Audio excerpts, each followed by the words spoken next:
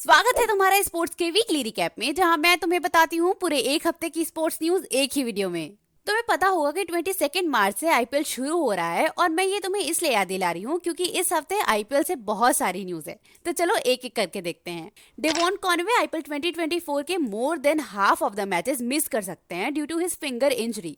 इस हफ्ते उनके लेफ्ट थंब की सर्जरी हुई है और जिसे रिकवर होने के लिए उन्हें 8 हफ्ते लग सकते हैं। इस वजह से हो सकता है कि वो half of the IPL miss करें।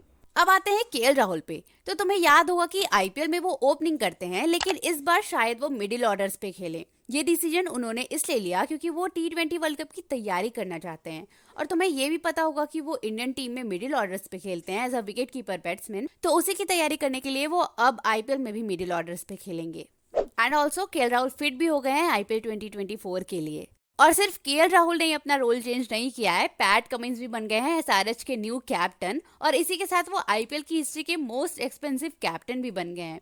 वेल, एसआरएच के इस डिसीजन पे तुम्हारा क्या सोचना है मुझे कमेंट्स में बता सकते हो। और तब तक मैं तुम्हें बताती हूँ कि एमएस धोनी का आईपीएल के बारे में क्या सोचना है।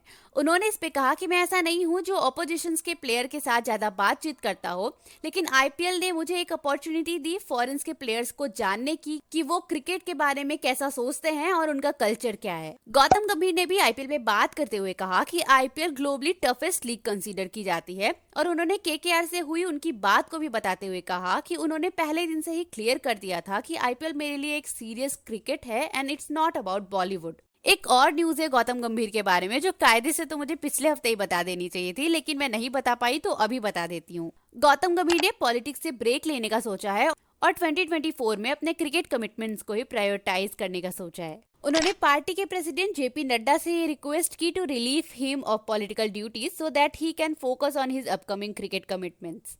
अब बात करते हैं हार्दिक पांड्या की। तो रिसेंटली हार्दिक पांड्या से उनकी फेवरेट इनिंग्स के बारे में पूछा गया, जिसपे उन्होंने कहा मुझे वो इनिंग्स पसंद नहीं है जिसमें हम हार गए हों।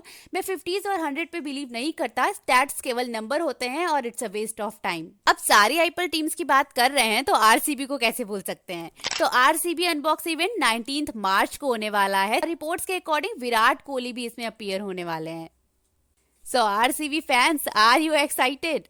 वैसे एक और एक्साइटिंग न्यूज है मेरे पास तुम्हारे लिए। एबी डिविलियर्स ने थोड़ा सा हिंट दिया कि वो आरसीबी को ज्वाइन कर सकते हैं।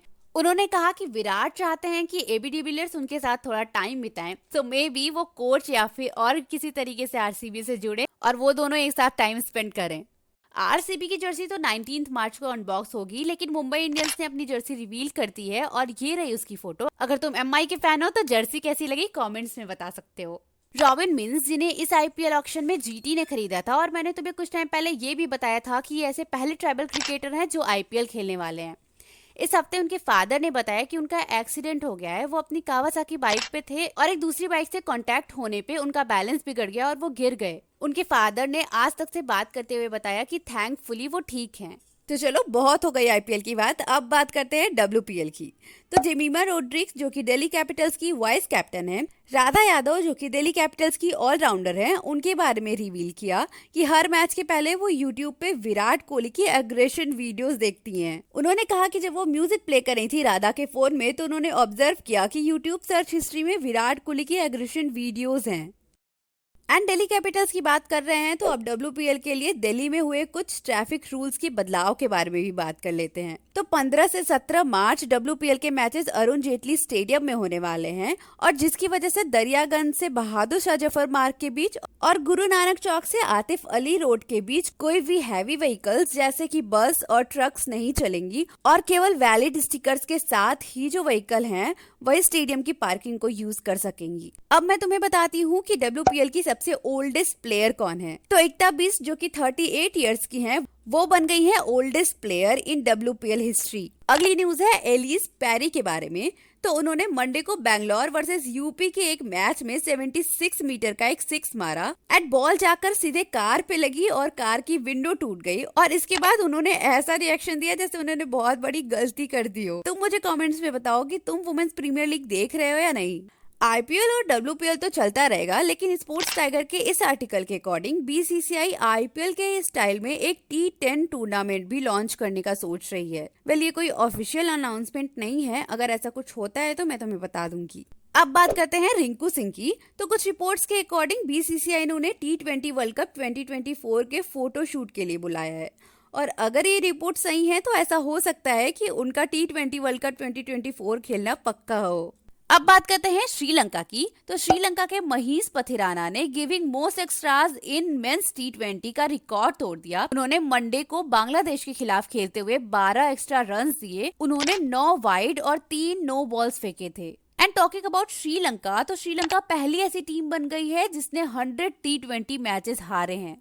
तो चलो पड़ोसी देशों की बात कर रहे हैं तो पाकिस्तान की भी बात कर लेते हैं। तो हारिस राउफ के सेंट्रल कॉन्ट्रैक्ट को पीसीबी रिव्यू कर रही है। इससे पहले उनका सेंट्रल कॉन्ट्रैक्ट टर्मिनेट कर दिया गया था क्योंकि उन्होंने ऑस्ट्रेलिया के खिलाफ 3 टेस्ट खेलने से मना कर दिया था। तो शायद पीसीबी रिव्यू करने के बाद उनका सेंट्रल कॉन्ट्रैक्ट उन्हें वापस दे दे। एंड ऑल्सो पाकिस्तान की बात कर रहे हैं तो कुछ रिपोर्ट्स के अकॉर्डिंग वॉटसन पाकिस्तान के नए हेड कोच बन सकते हैं। एंड अब बात करते हैं इंडियन टेबल टेनिस टीम की। तो इंडियन मेंस और वुमेन्स टेबल टेनिस टीम पहली बार क्वालिफाई हो गई है फॉर पेरिस ओलंपिक्स। वैसे क्या तुम T20 वर्ल्ड कप देखने जाने वाले हो, और वो भी वीआईपी टिकट लेकर?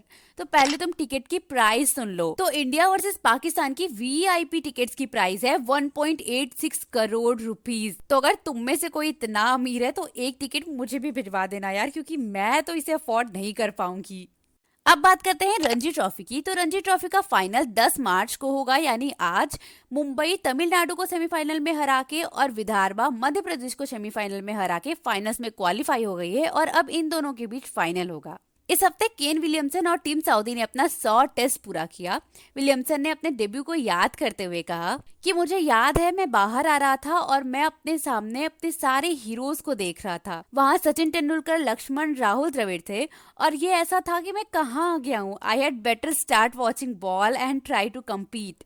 चलो अब बात करते हैं 5th test India versus England की। तो ऐसा नहीं है कि इस हफ्ते केवल केन विलियमसन और टीम साउदी ने ही अपने 100 टेस्ट पूरे किए हों। इंडिया में भी कोई है जिसका 5th test India versus England में 100 टेस्ट पूरा हुआ, और वो है अश्विन। उन्हें भी इस टेस्ट में स्पेशल कैप दी गई। एंड ऑल्सो अश्विन ने मोस्ट 5 विकेट हॉल का भी रिकॉर्ड ब्रेक कर दिया है और वो बन गए हैं इंडिया के लिए सबसे ज्यादा 5 विकेट हॉल लेने वाले प्लेयर। इस टेस्ट में देवदत्त पडिक्कल ने भी अपना डेब्यू किया। उन्होंने अपने डेब्यू मैच में ही अपनी मेडन हाफ सेंचुरी पूरी की। उन्होंने 65 रन बनाया। उन्होंने उनके और राहुल द्रविड़ के बीच हुई कॉन्वर्सेशन को भी बताया। उन्होंने कहा कि राहुल सर ने मुझसे कहा कि 15-20 मिनट तुम थोड़े नर्वस रहोगे, लेकिन उसे एंजॉय करो, फन करो एंड जस्ट गो ऑन। इसके अलावा रोहित शर्मा और शुभमन गिल ने भी इस मैच में सेंचुरी बनाई और ये सेंचुरी रोहित शर्मा की 40th इंटरनेशनल सेंचुरी थी और शुभमन गिल की 4th टेस्ट सेंचुरी थी। एंड यशस्वी जायसवाल भी बन गए हैं fastest Indian to score 1000 run in test. अब बात करते हैं शुभमन गिल के और बेरेस्टो के एक हीटेड कॉन्वर्सेशन के बारे में। तो बेरेस्टो ने शुभमन से पूछा कि तुमने क्या कहा था जेम्स एंडरसन से उनकी रिटायरमेंट के बारे में और उन्होंने तुम्हें अगली बॉल पे ही आउट कर दिया। तो शुभमन ने उन्हें रिप्लाई करते हुए कहा कि वो मेरे 100 होने के बाद मुझे आउट कर सकते हैं, लेकिन आपने इस सीरीज में कितने 100 स्कोर किए हैं। इसके बाद बेरेस्टो रिप्लाई करते हुए कहते हैं हाउ मेनी यू स्कोर्ड। सो क्या तुमने ये कॉन्वर्सेशन लाइव सुनी थी? इस मैच में एंडरसन ने भी अपना 700 विकेट पूरा किया और 147 साल की टेस्ट क्रिकेट की हिस्ट्री में ऐसा करने वाले वो पहले फास्ट बॉलर बने। अच्छा, तुम्हें याद होगा कि मैंने कुछ टाइम पहले एक वीडियो में तुम्हें बताया था कि बेन डकेट ने यशस्वी के बारे में कहा था कि जिस तरीके से यशस्वी खेलते हैं उन्हें इंग्लैंड को भी क्रेडिट देना चाहिए कि वो इंग्लैंड के सामने यूजुअली थोड़ा तेज खेलते हैं। इसमें जब रोहित शर्मा से पूछा गया तो उन्होंने कहा कि यशस्वी बेन डकेट से सीख रहा है। हमारी टीम में एक लड़का था जिसका नाम था ऋषभ पंत, शायद बेन डकेट ने उसे देखा नहीं है। एंड ऑल्सो रोहित शर्मा ने एक बार फिर से डोमेस्टिक क्रिकेट के बारे में बात करते हुए कहा कि केवल एक प्लेयर को ही नहीं बल्कि सबको डोमेस्टिक क्रिकेट खेलना चाहिए। अब बात करते हैं 5th टेस्ट में कौन जीता। तो तुम्हें पता होगा कि इंडिया ये वाला मैच भी 64 रन से जीत गई और ये सीरीज भी 4-1 से जीत गई। तो चलो अब चलते हैं अपने क्रिकेट फैक्ट की ओर। तो मैंने तुम्हें कुछ देर पहले बताया कि अश्विन ने अपना 100 टेस्ट पूरा किया, लेकिन क्या तुम्हें पता है कि कितने प्लेयर्स ने अपने 100 टेस्ट इंडिया की तरफ से खेलते हुए पूरे किए हैं? मैं बताती हूँ।